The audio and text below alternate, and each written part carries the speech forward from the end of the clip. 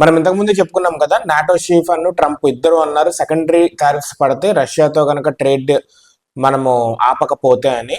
అయితే మన external ministry office వాళ్ళు క్లియర్గా చెప్పారు, మళ్ళా రీట్రేట్ చేస్తున్నాను, ఆల్రెడీ 100 సార్లు చెప్పాను, మళ్ళా చెప్తున్నాను, మా ప్రజల అవసరాలు మాకు ముఖ్యం, మా ప్రజల అవసరాలు మా దేశం అనేది మాకు మొదట వస్తుంది, దాని తర్వాత ఏది ఆ అవసరాలు అనేవి ఉన్నవన్నిటిని ఓవర్ రైట్ చేస్తుంది అని చెప్పారు. మళ్ళీ రీట్రేట్ చేస్తున్నాను అని చెప్పారు. అంటే మళ్ళా చెప్తున్నాను రా పిచ్చికుక్క అని క్లియర్గా చెప్పినట్టు.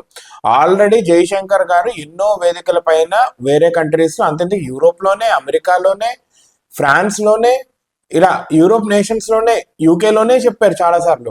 మీరైతే గ్యాస్ కొనుక్కుంటారు, you problems of Europe is problems of the world అన్నట్టు చూస్తారు, కానీ వేరే దేశాల ప్రాబ్లమ్స్ని ఒక ప్రాబ్లమ్స్లా ట్రీట్ చేయరు అని క్లియర్గా చెప్పారు.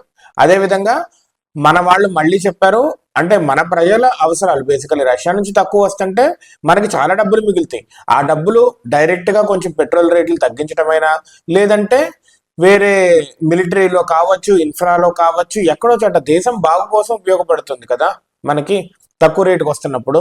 We have to utilize it. అంతే. మనం ఏదో దానికి అగైనిస్ట్ ఉక్రెయిన్ చేస్తున్నాము, అగైనిస్ట్ నాటో చేస్తున్నాము అని వాళ్ళు ఫీల్ అవుతున్నారు అంతే. సో వెరీ క్లియర్గా చెప్పారు, మళ్ళీ చెప్పారనమాట. సో వాళ్ళు ఎలా తీసుకున్నా కానీ మన వాళ్ళైతే వెరీ స్ట్రాంగ్ స్టాండ్ మీద ఉన్నారు. ఒకవేళ వాళ్ళు అక్కడ సెకండరీ టారిఫ్స్ ఇస్తే నాకు తెలిసి మన వాళ్ళు వేరే స్ట్రాంగ్ మెషర్ అయితే తీసుకుంటారు పక్కాగా.